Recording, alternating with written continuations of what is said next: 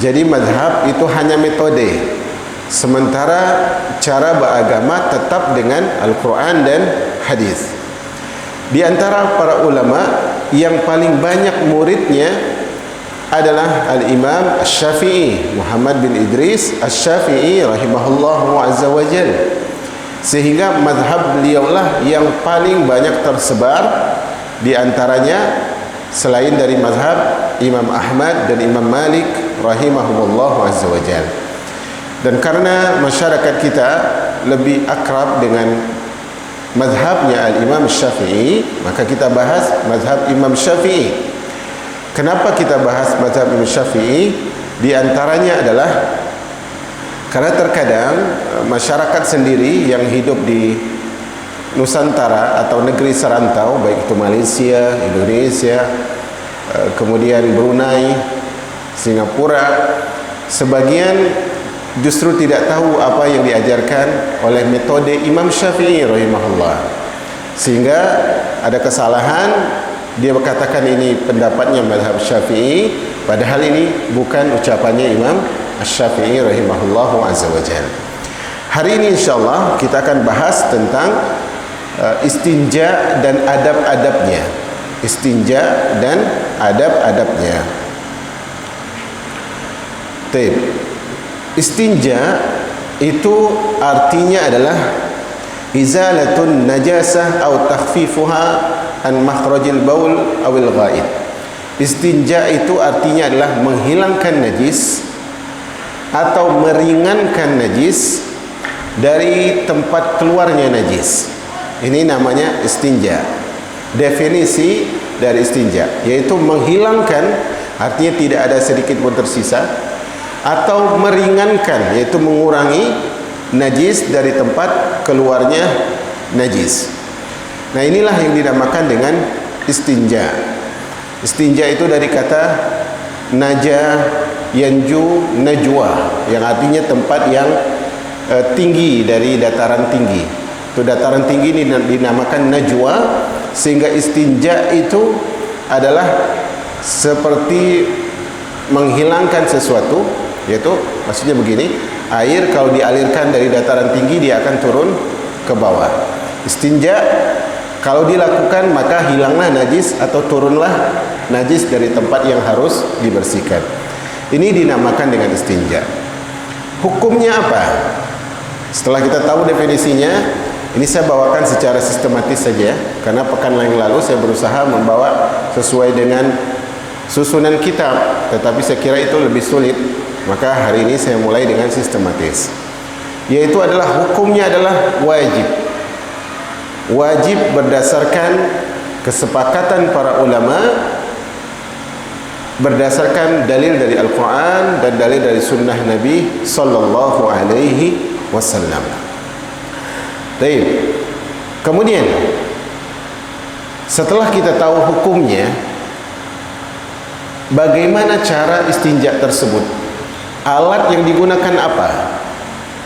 Alat yang digunakan istinja asalnya adalah air mutlak. Kalau dulu masih ingat ya, yang hadir di pertemuan pertama kita pernah bahas tentang air mutlak. Air mutlak itu apa kemarin? Air yang suci dan mensucikan. Ciri-cirinya apa? Turun dari langit, keluar dari bumi.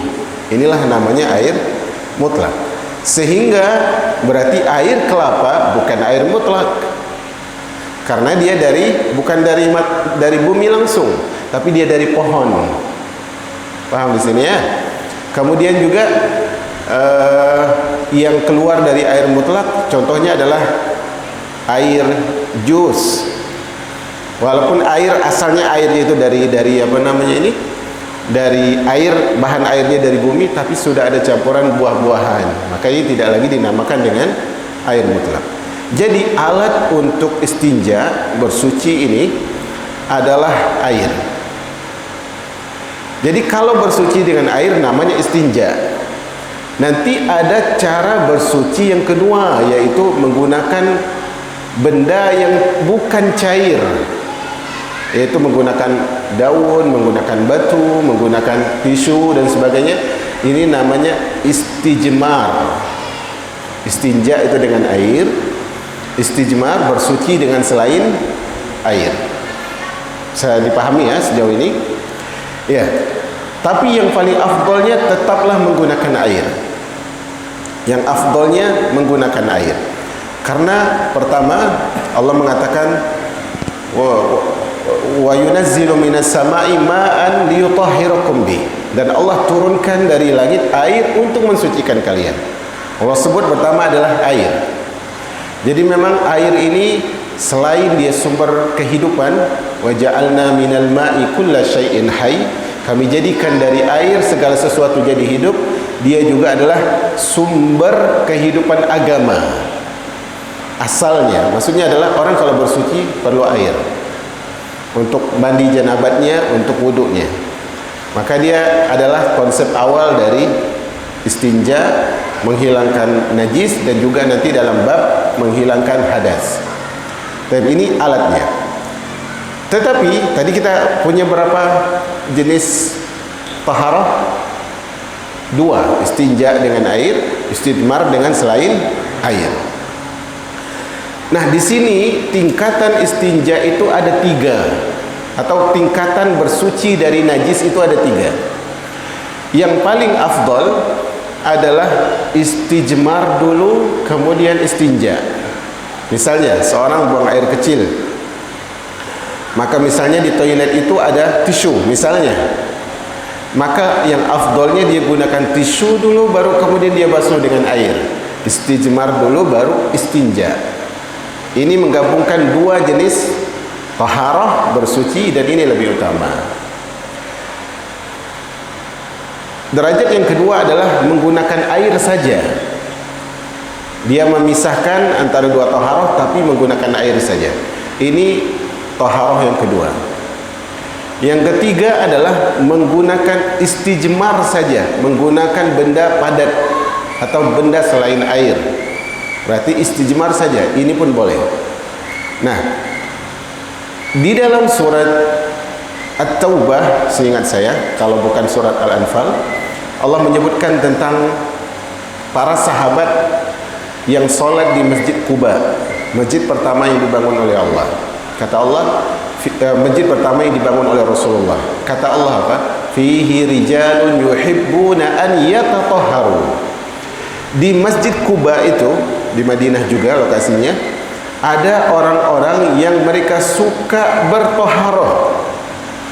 Toharoh mereka, setelah ditanya bagaimanakah cara kalian bertoharoh, mereka katakan kami toharoh dengan istijmar dulu, baru istinja. Ini toharohnya para sahabat yang hidup di sekitar Masjid Quba, sampai-sampai Allah puji mereka dengan diturunnya ayat ini. Nah, ini kemudian hal yang harus kita ketahui di sana. Dulu kita pernah bahas ya, jenis-jenis najis ya.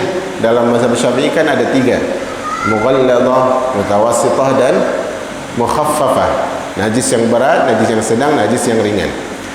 Satu hal yang perlu kita ketahui dalam masalah najis ini adalah yang penting dalam bab najis itu najisnya hilang.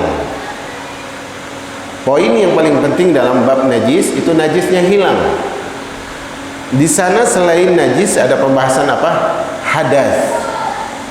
Najis ini bentuk, kita misalnya ini air kencing, ini kotoran, tinja, mohon maaf. Ini ada bentuknya. Ini namanya najis. Tapi kalau hadas itu tidak terlihat. Contohnya orang bermimpi mengharuskan dia mandi junub. Pertanyaannya, mana hadasnya? Ada atau tidak? Tidak ada, karena hadas itu sifat yang ada pada tubuh. Sementara najis ada bentuknya. Oh, ini kotoran hewan ini kotoran hewan itu, ini air kencing hewan ini. Paham di sini ya? Najis terlihat, hadas tidak. Sehingga dalam masalah hadas ini yang tidak terlihat, dia punya tata cara khusus. Pembahasannya sedikit lebih dalam. Contoh, ketika mau mengangkat hadas kecil harus wudu. Wudu ada caranya. Sini ya. Mandi ada caranya. Tapi kalau masalah najis, yang penting najisnya hilang. Misalnya, Misalnya seseorang karpet di rumahnya, atau ya karpet di rumahnya dikencingi kucing misalnya, dikencingi kucing, dan jelas menurut mazhab Syafi'i air kencing kucing itu najis. Walaupun menurut Imam Bukhari tidak ya, tapi yang lebih rajih adalah najis insyaallah. Maka misalnya seseorang dia sibuk kerja sehingga tidak sempat membasuh najis dari karpet tadi, maka ternyata karpet tersebut disirami hujan, disirami oleh hujan, hilang najisnya. Padahal si punya karpet tidak membersihkan najisnya, maka sudah dikatakan karpet itu suci.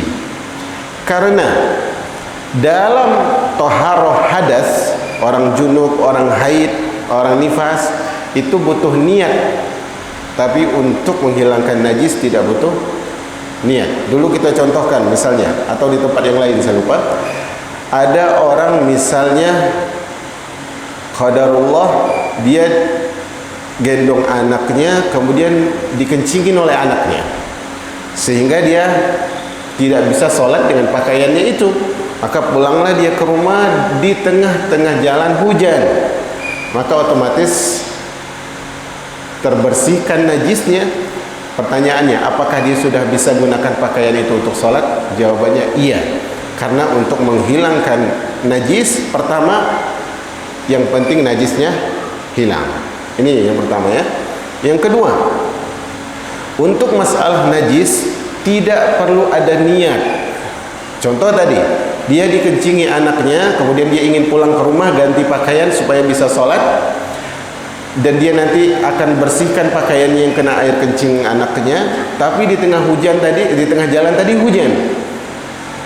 Nah, ketika hujan, apakah dia harus niat, ya Allah, ini kan hujan, saya berniat membersihkan pakaian saya dari najis?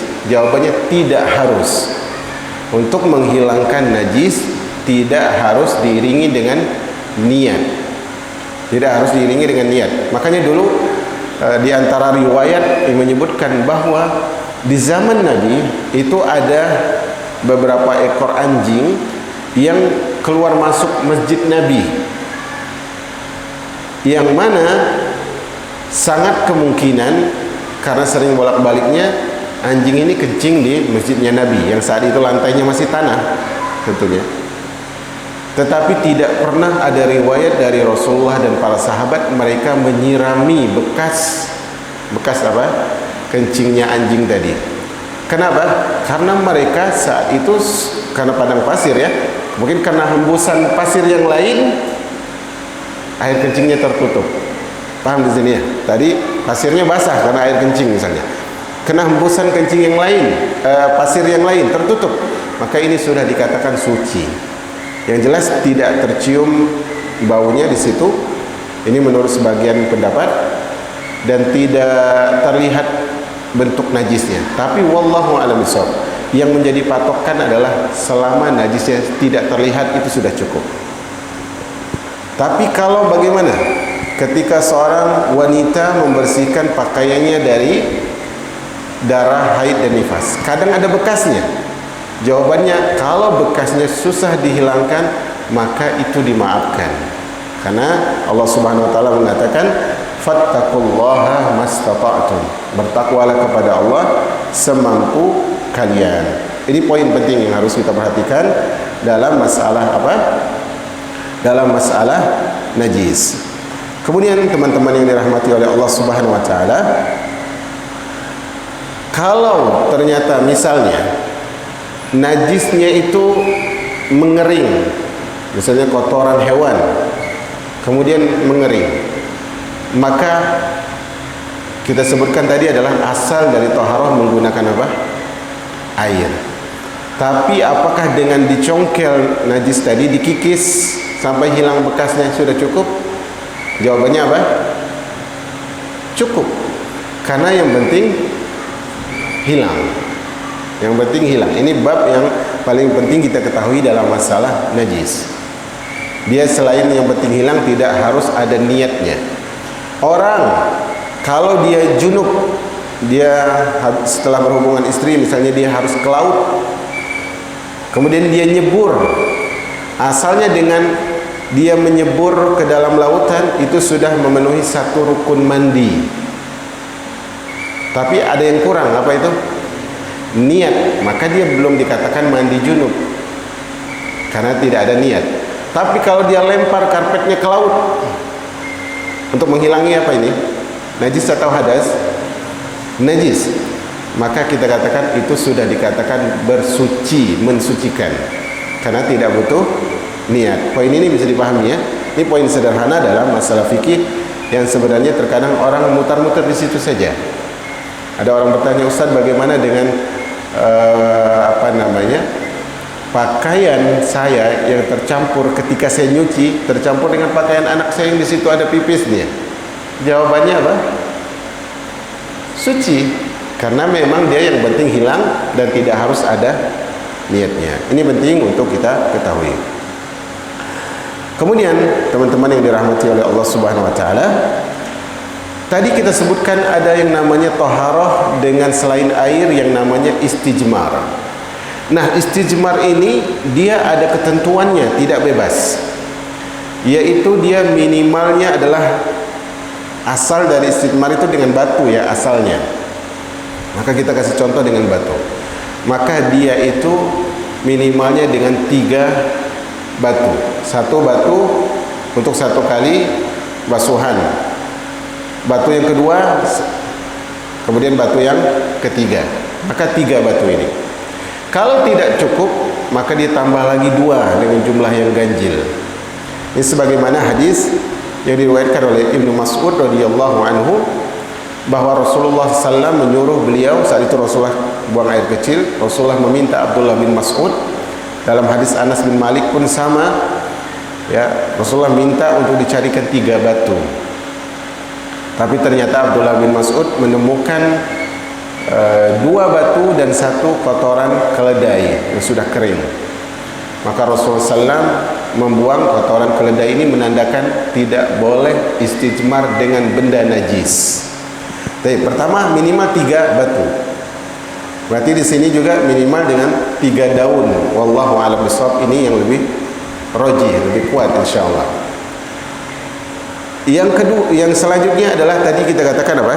Tidak boleh dengan kotoran hewan. Tidak boleh juga dengan tulang. Alasannya apa? Kata Nabi, kotoran hewan itu dikarenakan dia najis. Tidak boleh menghilangkan najis dengan najis. Adapun tulang, karena itu makanan jin. Makanan jin. Maka di sini para ulama mengatakan haram beristijmar dengan tulang dan kotoran hewan. Sebagian lagi mengatakan dalam riwayat lain, kotoran hewan itu makanannya hewannya jin. Paham ya? Jin makan tulang, hewannya jin makan kotoran hewan. Ini dalam hadis-hadis yang sahih yang diriwayatkan dari Nabi sallallahu alaihi wasallam.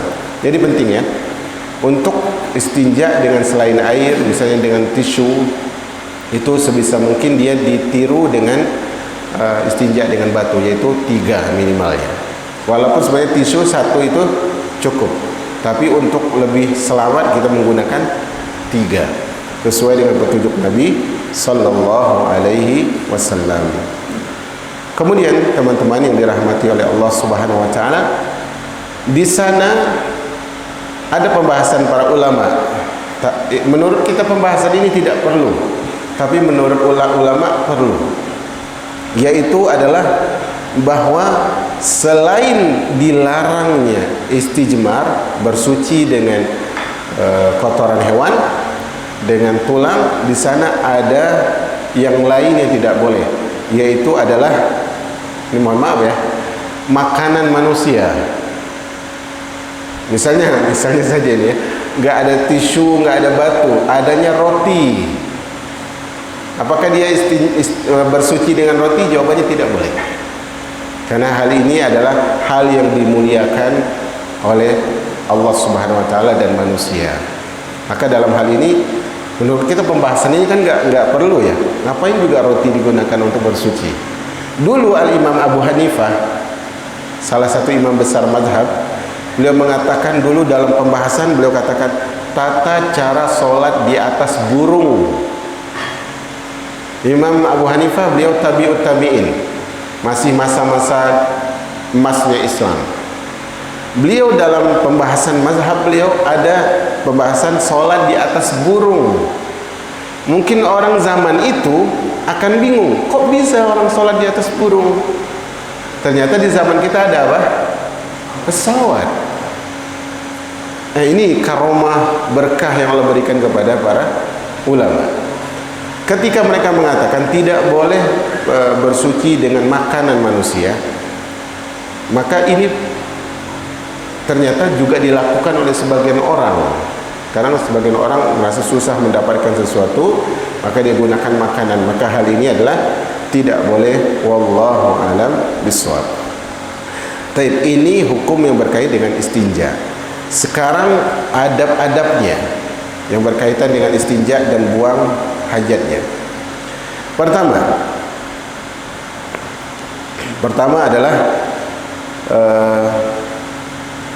yang berkaitan dengan tempat buang hajatnya. Artinya adab-adab yang berkaitan dengan tempat buang hajatnya.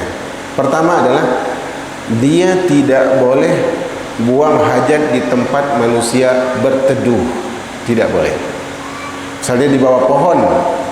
Ya, kalau di Batam tukang taksi atau tukang ojek. Di pulau pun saya rasa masih ada ya. Kalau rumahnya tidak terkejar, dia mungkin dia buang air di bawah pohon. Maka ini terlaknat. Terlaknat itu dijauhkan dari kasih sayang Allah Subhanahu wa taala. Baik, kata Nabi SAW, selain tadi yang pertama tidak boleh di tempat berteduhnya manusia. Sekalian tidak boleh kencing di tempat laluannya manusia.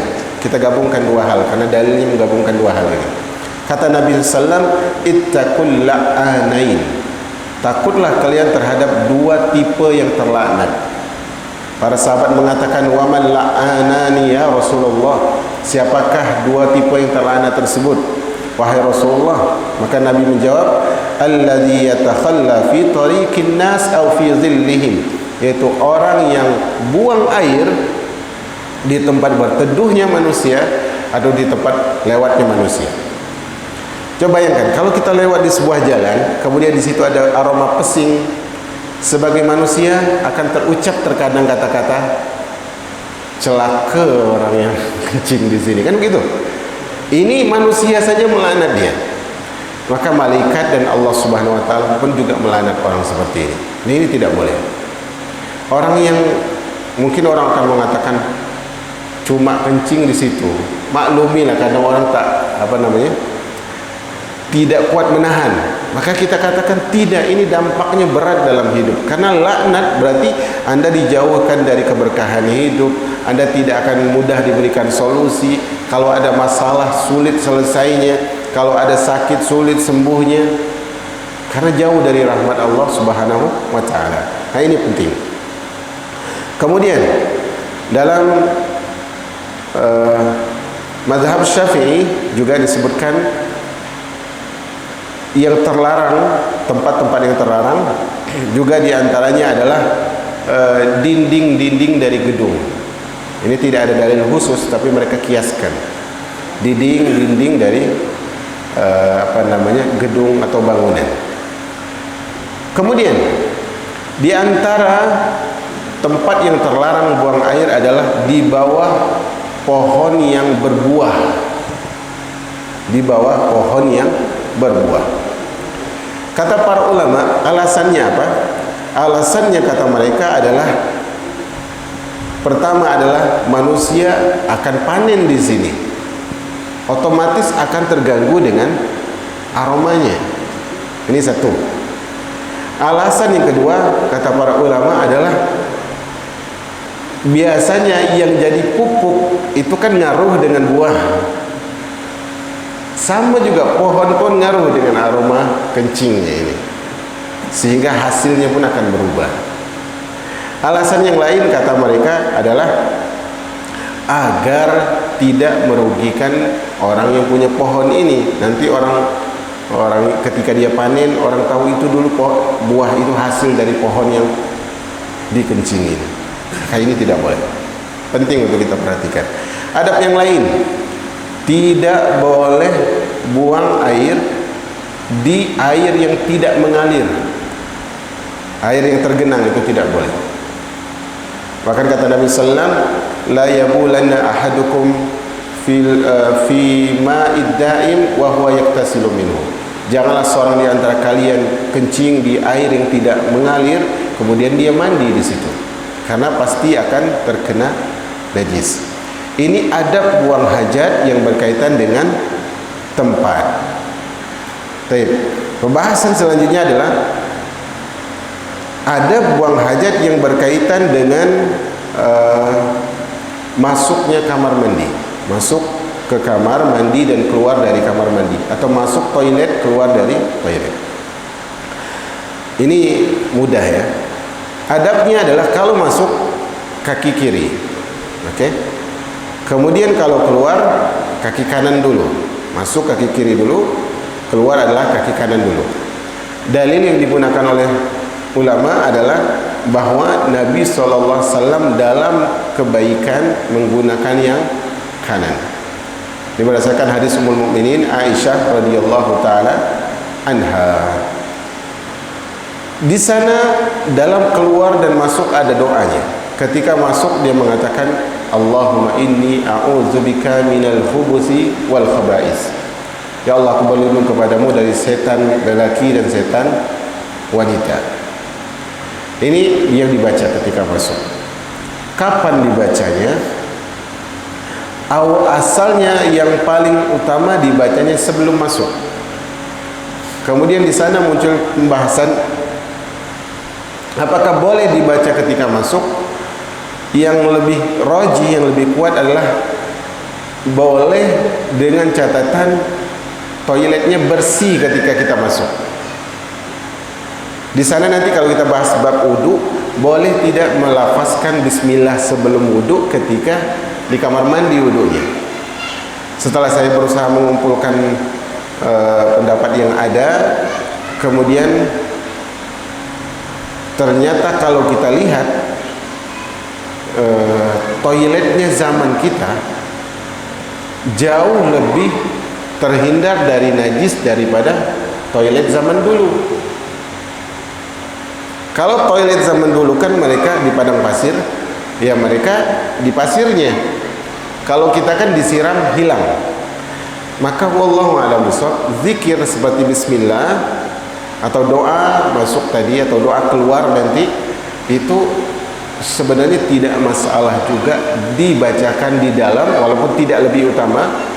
Tidak masalah dengan catatan kita pastikan toilet itu sedang tidak ada kotorannya, artinya sudah disiram, ya sudah disiram sehingga sudah terbuang di tempat pembuangan akhir. Apa namanya itu? Tempat pembuangan akhir itu belum ya?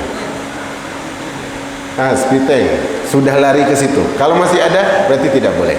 Bisa di sini ya? Paham di sini ya? Artinya berarti kan gini, kalau kita lihat selama ini pembahasan sebagian guru-guru kita, mereka membahas tidak boleh. Pendapat yang kedua mengatakan boleh asal bukan di area kloset. Paham ya? Ini area kloset, ini area bukan kloset. Di area kloset tidak boleh, di area bukan kloset boleh.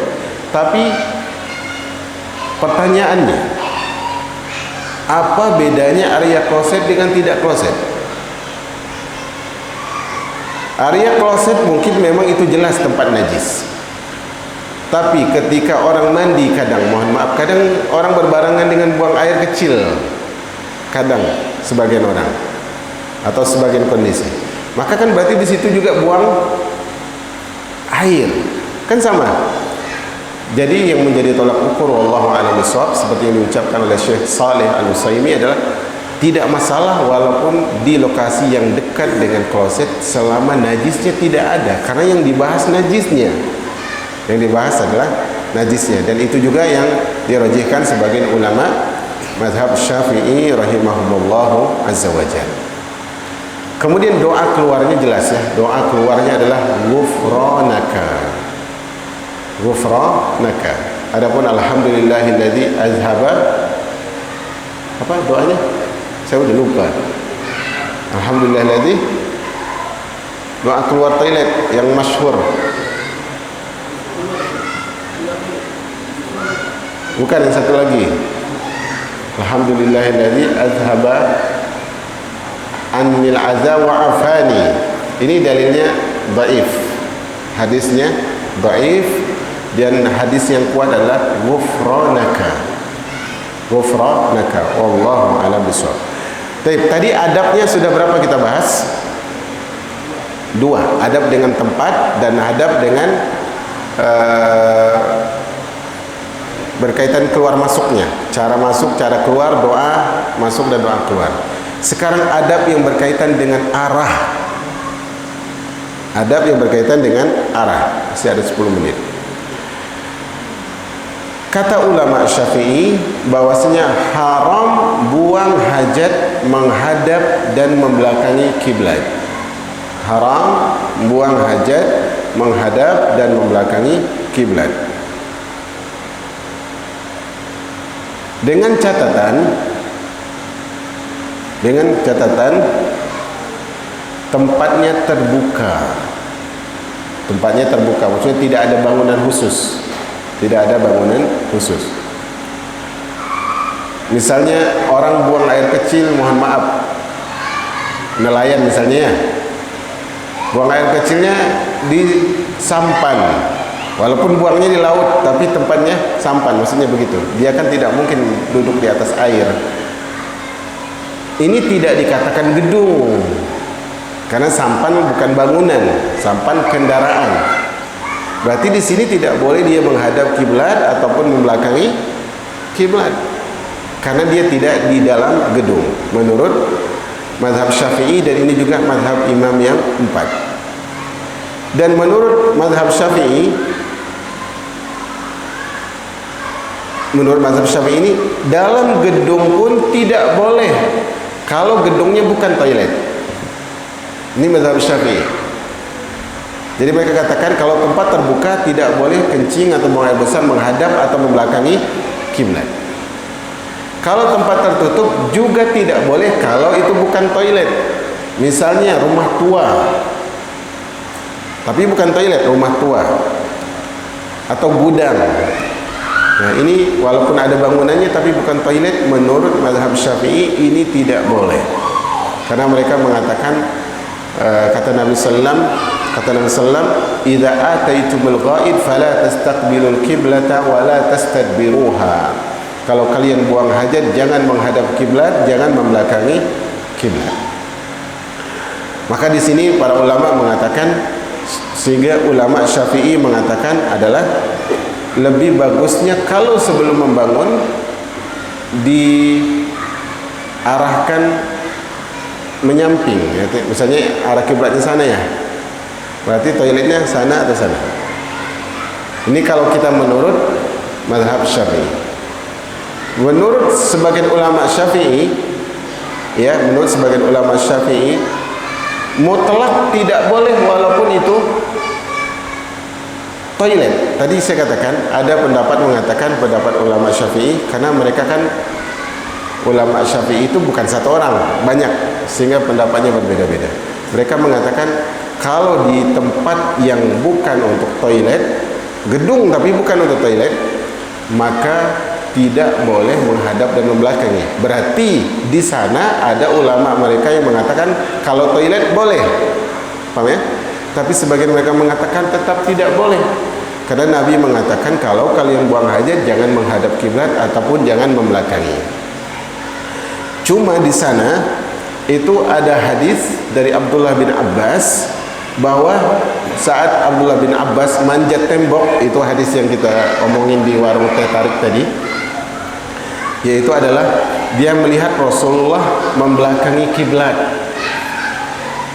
Berarti di sini dalam gedung boleh membelakangi kiblat, tapi menghadap tidak boleh. Ini menurut sebagian para ulama. Maka wallahu a'lam bishawab, dari hal ini muncullah pendapat dari ulama mazhab. Mereka mengatakan adalah kalau di dalam gedung keringanannya membelakangi kiblat, tapi menghadapnya tetap tidak boleh. Walaupun sebagian ulama mengatakan boleh. Maka di sini wallahu a'lam bishawab adalah selama tertutup, kalau sudah terbangun ya, kalau bisa dibangun ulang serong. Tapi kalau sudah terbangun, maka kata para ulama, semoga itu dimaafkan oleh Allah Subhanahu wa taala selama tempatnya tertutup. Nah, kemudian adab yang keempat berkaitan dengan orang yang buang hajatnya, orangnya. Pertama tadi tempatnya, kedua tentang keluar masuk toilet, ketiga tentang apa? Arah, keempat tentang orangnya. Nah, orang yang buang hajat, kata ulama Syafi'i adalah dia tidak boleh bersandar dengan tangan kanannya. Kalau memang harus dia bersandar karena nggak kuat mungkin tubuhnya, maka dengan tangan kiri, jangan dengan tangan kanan. Jangan dengan tangan kanan. Walaupun wallahu a'lam bishawab, saya tidak tahu dalil mereka dari mana. Cuman kita bahas mazhab Syafi'i ini, jadi saya harus sebut. Tapi dalilnya mana? Wallahu a'lam bishawab, saya belum jumpa sejauh ini. Yang jelas ini pendapat mazhab Syafi'i. Kemudian adalah menurut mazhab Syafi'i, orang yang sedang buang hajat jangan melihat ke langit, jangan juga melihat ke arah kemaluannya. Ini mazhab Syafi'i. Sekali lagi saya katakan kita sedang baca buku mazhab Syafi'i. Untuk masalah ini juga wallahu a'lam bishawab adalah saya tidak tahu dalilnya di mana. Belum ketemu. Ya. Kemudian juga mohon maaf ini, menurut mazhab Syafi'i orang kalau buang hajat tidak boleh melihat ke arah kotorannya. Ini pun saya tidak tahu dari mana dalilnya. Ya. Sebagian ulama Syafi'i mengatakan bukan tidak boleh, tandanya bukan haram, tapi dibenci, makruh saja. Khawatir dia punya kalau dengan tangan kanan ini kan mulia, maka ini kan sedang buang hajat, maka dia tidak memuliakan kanan. Atau kalau dia melihat ke langit, ya bisa jadi dia tidak memperhatikan hajat dia itu arahnya kemana. Kalau dia melihat kotorannya, mungkin dia akan merasa jijik dan sebagainya. Ini saja mungkin menurut ulama Syafi'i. Kemudian ya, yang tadi itu saya katakan saya tidak tahu dalilnya, karena mereka ketika membawakan hal ini pun tidak menyebutkan dalil. Tapi ini untuk kita ketahui bahwa inilah mazhab Syafi'i. Belum kan ya? Sudah masuk 2 menit lagi. Oke. Kemudian dibenci ketika buang hajat itu mengucapkan kata zikir. Karena Nabi SAW ketika beliau SAW buang hajat, ada seseorang lewat kemudian mengucapkan salam, Assalamualaikum ya Rasulullah. Maka Rasulullah tidak menjawab salamnya sampai selesai beliau buang hajat, yaitu selesai beliau berwudu. Maka ini dibenci. Makanya doa ketika keluar dari toilet tadi ghufranaka. Ghufranaka artinya ya Allah, ampunanmu kuharapkan. Kata para ulama, kenapa doa ini diucapkan? Ada 2 alasan para ulama menyebutkan. Alasan pertama, kenapa doanya adalah ghufranaka, ya Allah aku mohon ampunanmu. Alasan pertama kata para ulama, adalah bahwa kadang kita itu lalai bahwa buang hajat ini nikmat, sehingga karena kita lupa mensyukuri nikmat bisa buang hajat, maka kita kemudian mengucapkan apa? Ghufranaka, ya Allah saya minta ampun. Karena kan orang kalau tidak bisa buang hajat itu sehat atau sakit? Sakit. Ini alasan pertama. Alasan kedua, kata para ulama, kenapa diucapkan ghufranaka? Karena selama di toilet nggak bisa zikir, maka setelah keluar, ya Allah aku mohon ampun. Nah, di sini juga para ulama mengatakan makanya tidak boleh berzikir ketika sedang buang hajat. Wallahu a'lam bishawab. Dan juga dimakruhkan berbicara tanpa hajat. Dimakruhkan berbicara tanpa hajat. Kemudian terakhir